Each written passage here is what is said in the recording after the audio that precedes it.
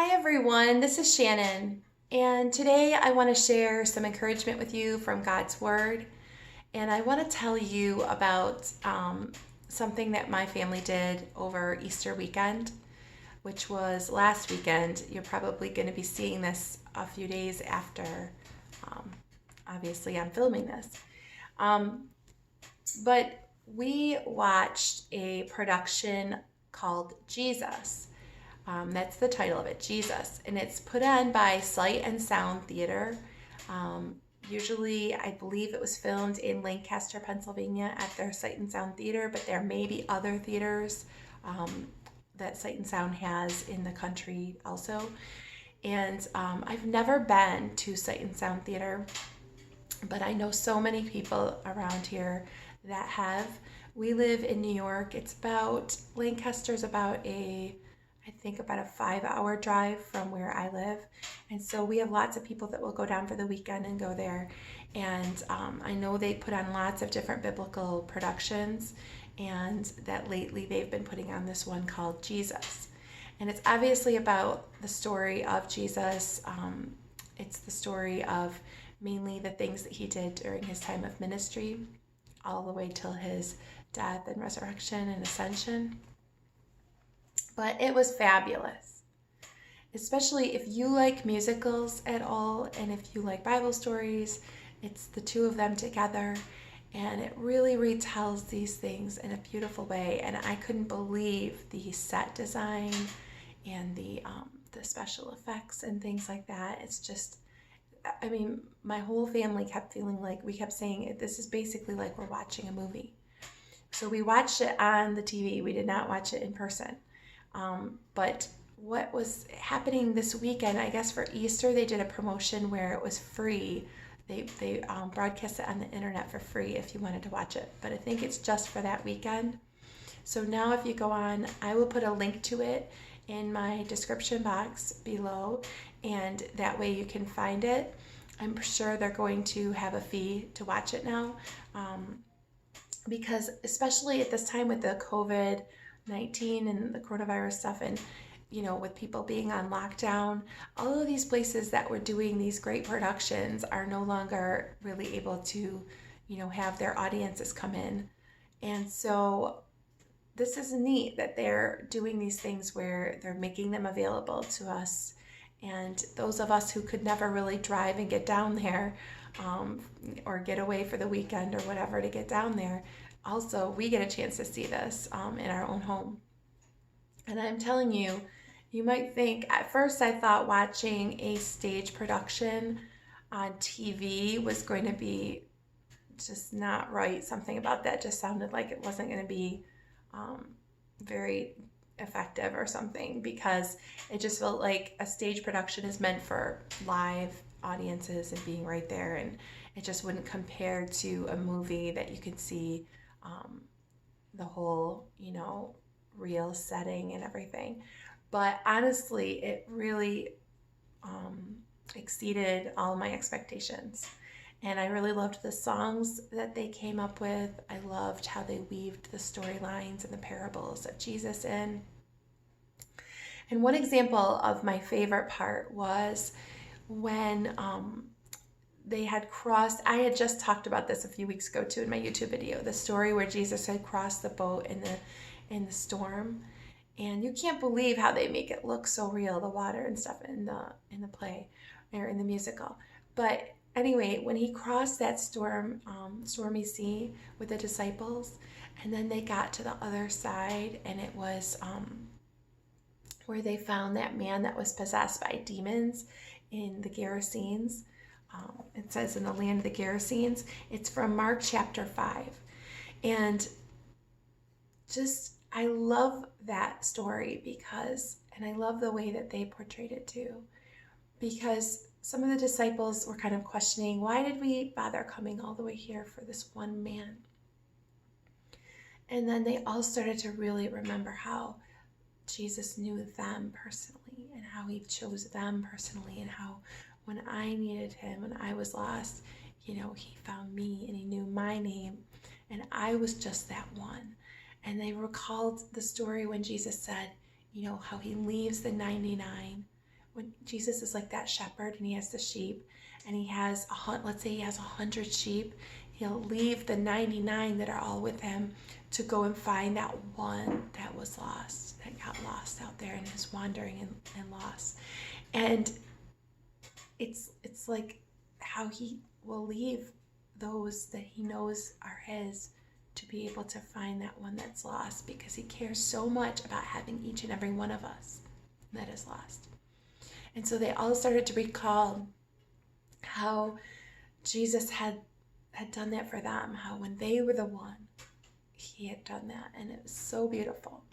I cried a few times in this movie. It wasn't really a movie, I guess, but and I don't know, I just found it very, very, very touching. And I just want to encourage you about this man that Jesus healed, this demoniac man that he crossed that stormy sea for, that he knew that man was there and needed him. And he was willing to cross a whole sea with his disciples just to reach out to this man. And not only a sea, but a stormy, stormy sea. And then this man who was so hurting, this says that he lived among the tombs. He had unclean spirit. It said that he was so troubled and so, possessed by these demons and stuff that the people were the townspeople in his area were trying to bind him up. It says no one could bind him anymore, not even with a chain, for he'd often been bound with shackles and chains, but he wrenched the chains apart and he broke the shackles in pieces. No one had the strength to subdue him. This man had major problems, right? Not many unbelievers are really demon possessed, but we still are lost, and we're still chained up to the sinful things in our lives, and we need Jesus to rescue us. Every single person needs him. Night and day among the tombs and on the mountains, he was always crying and cutting himself with stones. What a terrible, horrible life he had, and how much he needed to be rescued. And when he saw Jesus from afar off, he ran and fell down before him, crying out. He said, "What have you to do with me, Jesus, Son of the Most High God?" So these unclean spirits at first were crying out and asking him to not send them away. And yet they said, well, if you're going to send us away, send us to these pigs. And he says, my name is Legion, for we are many. They begged him to send him into this herd of pigs. And so Jesus does. And immediately the man is well now, because he doesn't have this demon in him anymore. And it's like Jesus had just quieted the storm, and now he's quieting the soul of this man and rescuing him from just the depths of sin and from the devil. And this man, what I really love is that this man was so, so grateful to Jesus, because now he was in his right mind and he was able to be a regular person again. That he loved Jesus. He loved him so much. And I just want to encourage you that if you're a Christian, are you so grateful for what God has done for you? Are you so in love with Jesus? This man was so in love with Jesus, he said that just as everybody else that saw this miracle happen, the people from the town, they were upset because those pigs ran over a cliff and were up. You can read this all in Mark 5. They ran over a cliff and the people were upset, and they started to be like, Jesus is over here ruining everything. Even though he had just done this wonderful thing to heal this man, all they could see was how Jesus was ruining it. And so they were begging Jesus to leave. Imagine begging Jesus to leave and get out. And Jesus did. But at the same moment they were begging Jesus to leave, this man was begging Jesus that he could stay with him. So verse 17 says, and they, meaning the people that lived around there, the town people, and they began to beg Jesus to depart from their region.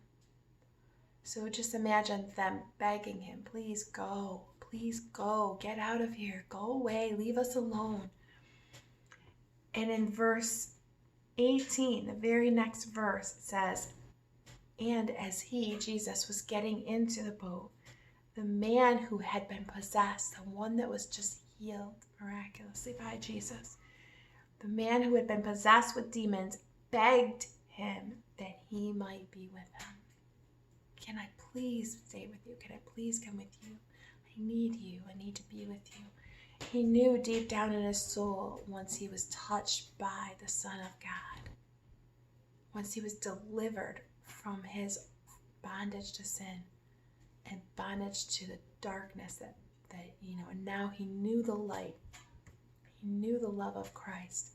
He wanted to stay with him. And I just hope that you will think about that. Have you been delivered like this man was?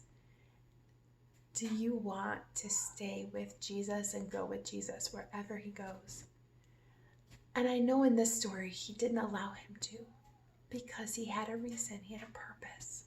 He said, no, I'll read it. He says, go home to your friends and tell them how much the Lord has done for you and how he has had mercy on you.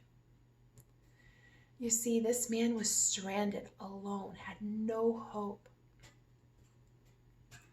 And in walks Jesus from this boat and helps him because of his mercy. God has so much mercy.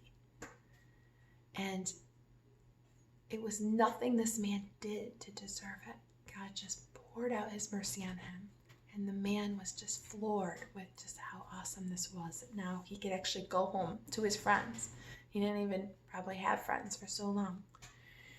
And that's what he did. This man just went back, and it says he went away and began to proclaim in Decapolis how much Jesus had done for him. And everyone marveled. So this time people listened. They listened because this man was simply just telling them what Jesus did for him in his life. And I just encourage you today, reflect on, have you been delivered from sin from Jesus? Are you grateful for that? Have you been just in love with Jesus and wanting to be with him because of that? And have you gone back to your friends and family and people that are around you and shared what Jesus has done in your life? Just simply said, this is what God has done. He's had mercy on me. He's delivered me from this and this and this. And just because, you know what? The Lord could have saved us and then taken us right to heaven to be with him forever, right? But he left us here for a time, for a short time, to go and have that chance to tell everybody what has happened in our life and how he has done great things in our life. So I just encourage you to go and tell some people. And, even me doing this vlogging to encourage you, I pray that I am encouraging some people out there. And I pray that God's using me in doing this. And I just feel like the Lord put it on my heart to do this because the time is short that we have in this world. And I just know that he can use each and every one of us in some way to share what he's doing and what he's doing in our lives, and what we're getting from his word and things like that. And so I'll leave you with that, and I pray God will do great things in your life this week. Thanks a lot, and we'll see you soon.